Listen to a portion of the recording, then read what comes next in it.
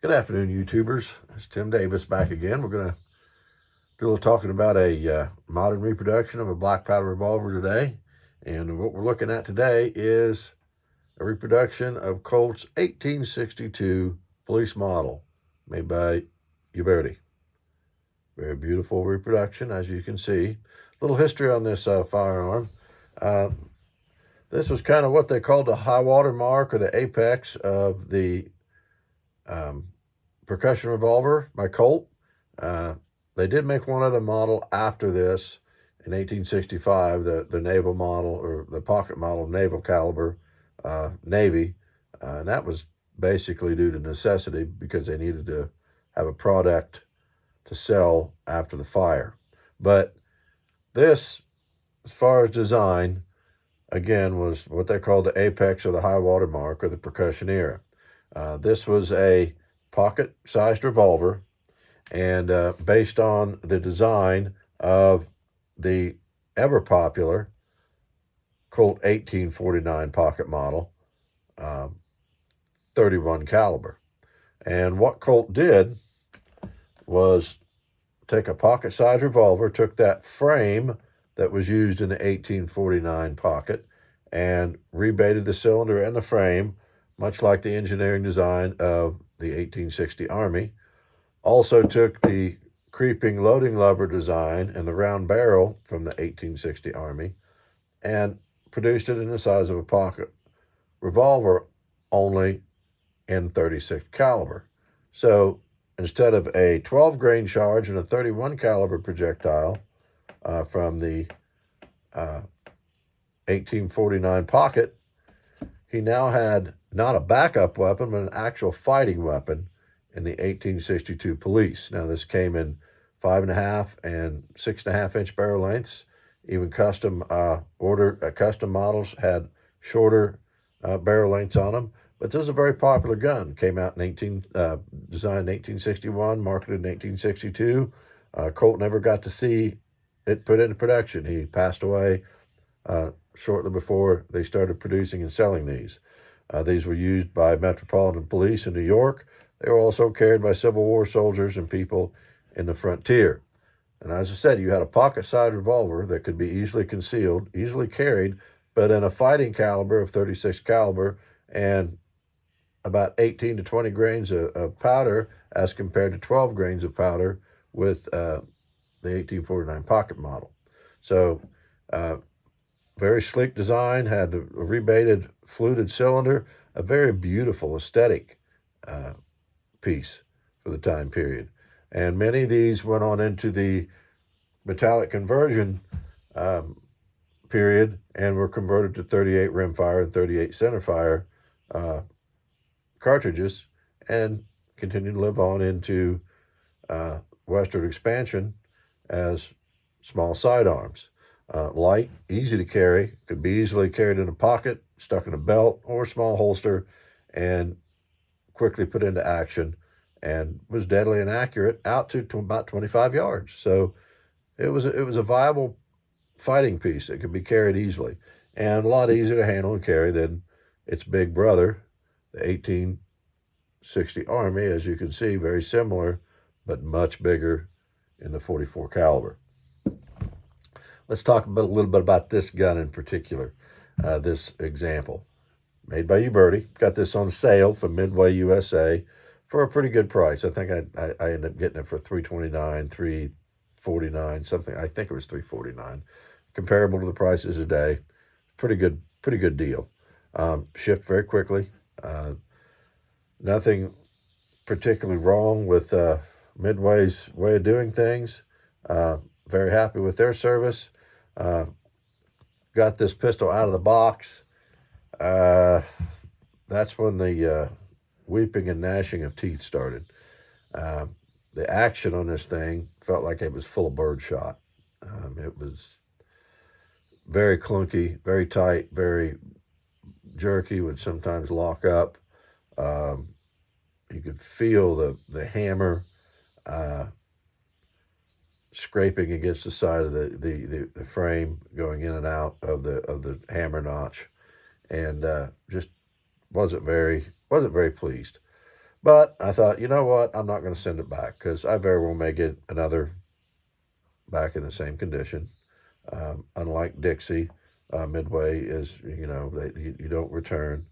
You have to deal right with the manufacturer. That's one nice thing about ordering for Dixie Gunworks. Uh, they'll make it right, whether they have to fix it themselves or send you another one. But uh, not a knock against Midway. That's just the way they do business, and that's fine. And they let you know that up front, so no problem at all. So what I did with this pistol, I thought, well, you know what? I'm going to take this out to the shop on a rainy day and go over it and see if I can fix this. Because, to be honest, these smaller pocket versions of Uberti are notorious for having pretty rough actions in them. The bigger ones, you can still slick them up, but they come out of the box not in bad condition, and you can actually take them out and shoot them and have fun with them. This one I've worked over, very smooth. But this little guy, it was rough. Took it out the shop, tore it apart, instantly could see a lot of the problems. The hammer, if you're a member of the Facebook page, Cap and Ball pistol shooters and firearms enthusiasts, you'll see pictures of this. This hammer wasn't much more than a rough casting, and you can see the work I did in it, smoothing out the hammer face so it doesn't suck caps, smoothed out this interior curve of the hammer, did some work inside the hammer groove on the frame, smoothed out the tumbler, the sear in there, made them a lot more, the surfaces there a lot slicker.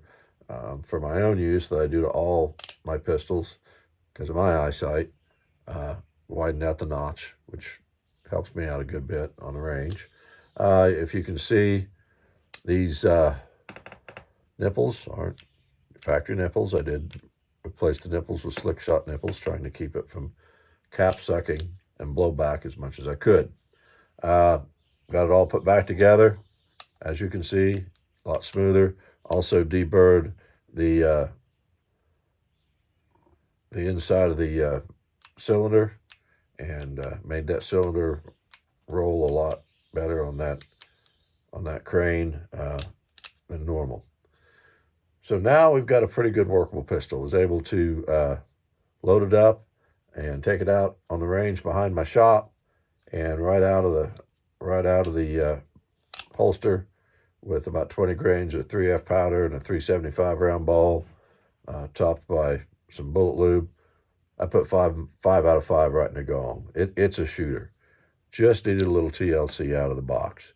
Want to thank Mike Bellevue, Duelist 1954, had a great video on tuning up these police models on his YouTube channel. Watched it.